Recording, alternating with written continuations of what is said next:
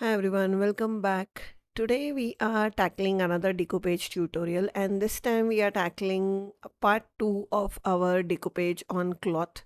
So this is the potli that we did in our one of the last decoupage on cloth video, and today I'm going to use a larger size potli. Now these are specifically meant for decoupage because the material takes decoupage, chalk paint, gesso and stuff like that very well. So that is what I'm using. Again, as always, whatever products I'm showing you in this video, I'll talk about in this video, they'll always be linked below in the description of the video as well as in the blog post. So please feel free to check that out. So here is the things that I'm using. So I'm going to use some white gesso. And then I'm going to use this decoupage napkin. So this is a newly launched Craft Angles decoupage napkin, and the design that I'm using is called Birds 2. Again, don't worry guys, it's been linked below for you all. Now here I start off with prepping my potli. And what I have done is I have kind of stuffed in a piece of packaging cardboard so that it's just the potli is easier for me to handle. But remember, if you let your gesso dry on this cardboard, then what happens is it actually fuses your potli with the packaging, and it then becomes very difficult to remove it. So just be careful of that. I already ruined one project like that, so I kind of learned from my mistakes, but just letting you know. So here you can see I have added one even coat of white gesso. This is just so that it makes my potli or bag uh, non-porous. Okay, so when I apply my glue on top of it, my glue will not be soaked into the cloth. So while that dries a little bit, the bag, what I'm doing is I am kind of prepping my napkin up. Now here is I have decided to use this larger bird print to be applied on the decoupage. And as always with all my decoupage, what I do is I take a little bit of water in a small sized brush and then I apply it around the paper. So water will react with this paper and it will kind of start coming apart. So you get more of a deckled or organic edges around the corners, and water helps to control rather than, directly tearing it. Personally, if I directly tear it, sometimes I tear the design also. I still feel water gives me better control, and that is why I use water in a brush to kind of tear down my paper. Now that that's done, we will be using this particular design on Potli, and of course we can keep the other designs and you will use it in future projects. You'll see me using them in future projects. So right now I could see that the Potli was quite wet, so I kind of am drying it with gesso, and then I realized this will again get stuck with the cardboard, and that is why I removed the cardboard first and then I dried it.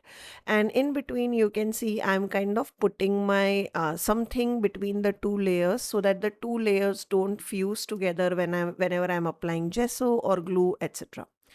So here, once I'm happy with how the placement looks, I have started prepping my potli with some glue. So I have added craft angles decoupage glue in the top part of the potli, so in a certain section, and then I will start decoupaging it from the top and we'll go to the bottom step by step. So here you can see I'm kind of using a silicone sheet rather than my hands to make sure that my decoupage napkin sticks properly to that cloth layer. Now I realized that this works better than hands because the glue kind of sticks into hands, and that will tear down your decoupage napkin. However, do invest in a cling wrap if you are going to do a lot of decoupage.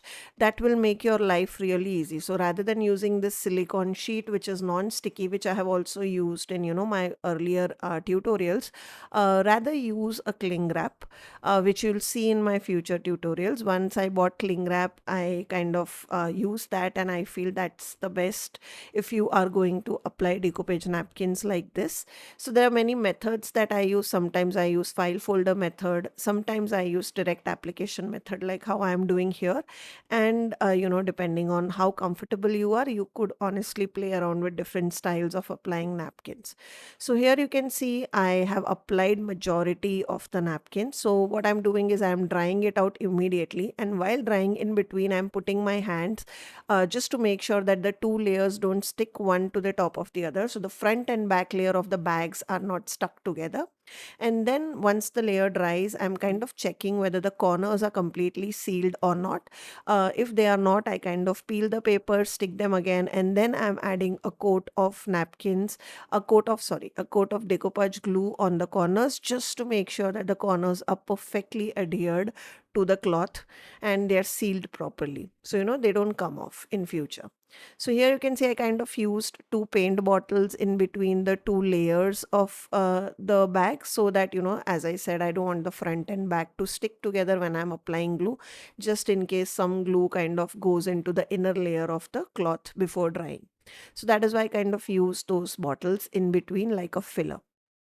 So now that I have cut off the excess portion with a scissor, I will start moving to add some interest to uh, the design. Now, since it had already a lot of watercolor effect, I did not want to use any chalk paint for blending. Rather, I decided I'll do some stamping and, add a little bit of interest here and there. For that, I'm using Versafine Onyx Black ink. Now, this is waterproof, so we don't have any issues. And I'm using Craftangle script stamp just to add a little bit of scripty details here and there. And then I felt it still needed a little bit of, more organic things. So I decided to add some splatters. For that, I'm using this color, which is Rosewood, and I kind of diluted it with my water, and then I spread it in the sections where I felt like, they were needed, especially in the top left, which had a little bit of empty white spots, the area above the bird, which also had some empty white spots, and the left bottom, which had some empty spots. So that is where I kind of added some splatters, and then I will dry them. And here, if you are planning to use this and make it washable, then you need to stop your potli here, the designing, and don't add any paper stickers like how I'll be doing in the next step. If you plan to wash this, these potlis can be easily hand washed, as I spoke about it in my last video. Just make sure you add a seal of decoupage glue on top of this and let it dry naturally, and then you can easily hand wash this. However, don't hand wash this every day because it is not meant for that. Now, since this is going to be a more of a decorative gifting kind of a thing for me, I decided to add some motivational quotes for the person whom I'm going to gift it to. So for that, I'm using these pink chit chat stickers. Now, this pink shade tied in very beautifully with the pink flowers that are there in this design. So I felt, they brought the color back into the design, and it kind of repeated a little bit of pink, which I felt was a little bit less. So that's just a design concept, kind of repeating the colors here and there to tie in everything together, which I speak a lot in my lives and my card making tutorial, etc. So that is why I selected this pink color. And here I'm just adding three sentiments in the three corners to kind of create a visual triangle. And that's it. That's all I'll do to this potli. I really love how this potli came without any colors, without any things, just directly applying the design and a little bit of stickers here and there. And it made such a beautiful gift for someone. I hope you enjoyed today's tutorial. If you did, don't forget to like, comment, and subscribe. I'll see you in my next tutorial. Till then, guys, take care. Bye bye.